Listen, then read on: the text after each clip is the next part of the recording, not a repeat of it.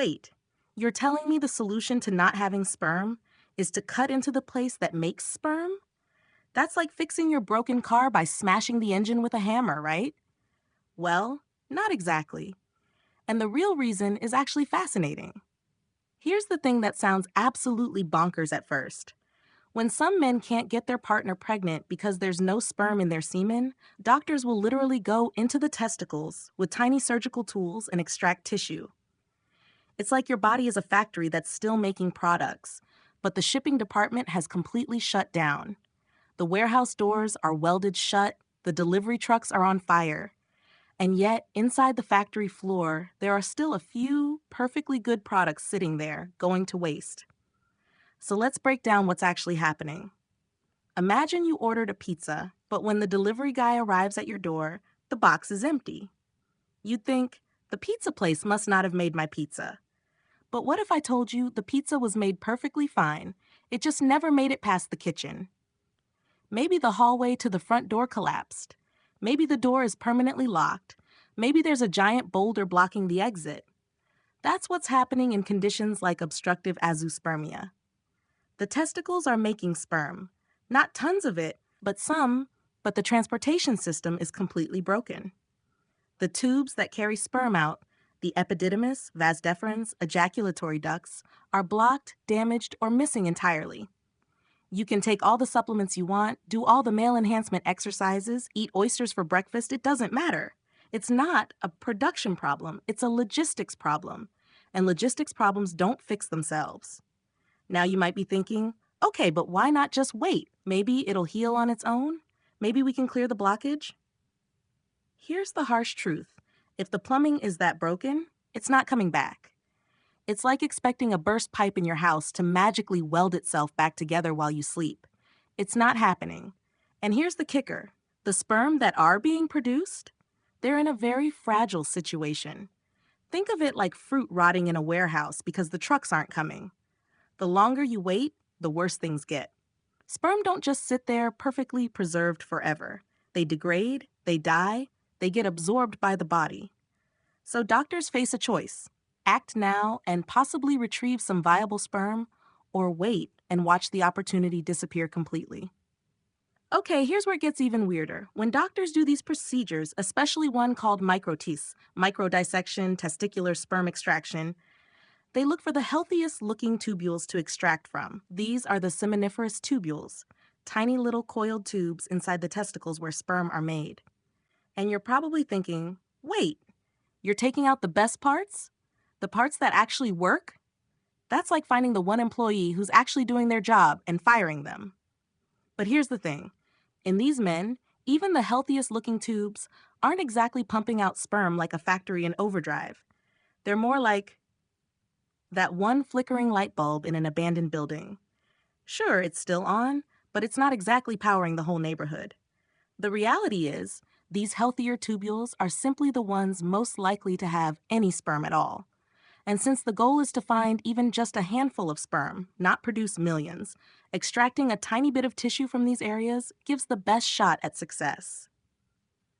And here's where modern medicine gets absolutely wild. They only need one sperm per egg. Thanks to a technique called ICSE, intracytoplasmic sperm injection, doctors can literally inject a single sperm directly into a single egg under a microscope. So we're not trying to harvest millions of sperm like some kind of biological gold rush. We just need to find a few good ones. It's like searching through your entire house for enough spare change to buy a coffee.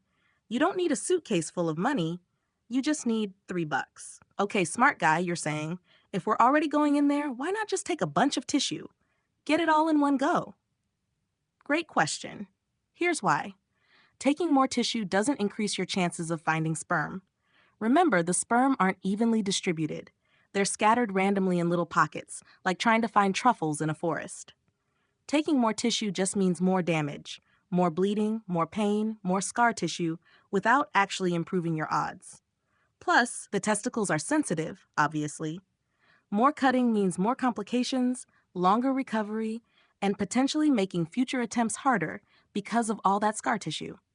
So the approach is, go in with microscopic precision, find the best spots, extract the absolute minimum needed, freeze whatever sperm they find, and get out. It's not a smash and grab, it's a surgical heist. You might be worried, but if they keep cutting out the good parts, won't they eventually run out? Here's the thing. There are hundreds of these tiny tubules in each testicle. They're coiled up like microscopic spaghetti, and each procedure only takes out millimeter-sized samples. It's not like chopping down a whole tree. It's more like plucking a few leaves.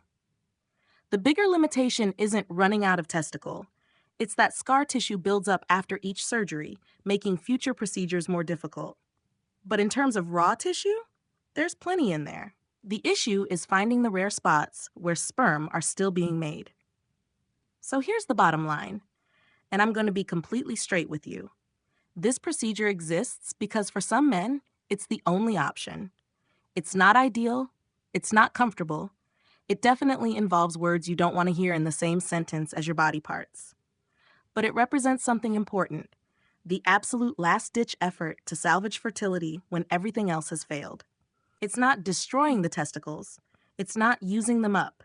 It's making a calculated trade. Sacrifice a tiny, microscopic amount of tissue that isn't functioning well anyway, in exchange for the chance, the real, tangible chance, to have a biological child. Think of it like this. You're in a burning building.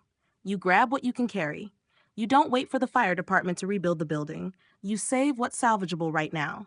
And honestly, the fact that this technology exists at all is kind of miraculous. 50 years ago, if you had this condition, that was it.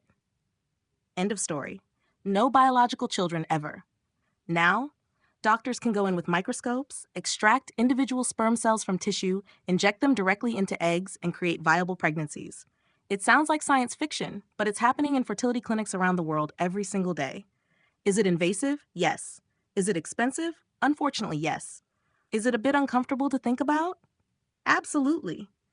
But is it giving thousands of couples a chance at parenthood they otherwise wouldn't have? You bet it is. So the next time someone asks you, why would doctors cut into testicles when they're so important? You can tell them, because sometimes the only way to save what's precious is to go directly to the source, take exactly what you need, and give it a fighting chance it wouldn't have otherwise. It's not destruction, it's rescue. And that's pretty incredible when you think about it. If you found this fascinating, or if you're now looking at your body with a newfound sense of, wow, biology is complicated, hit that like button, subscribe for more medical mysteries explained, and drop a comment if there's another wait, they do what medical topic you want me to cover next. Thanks for watching, and remember, science is weird, medicine is wild, and your body is doing about 1,000,000 impossible things right now just to keep you alive. Pretty cool, right? See you next time.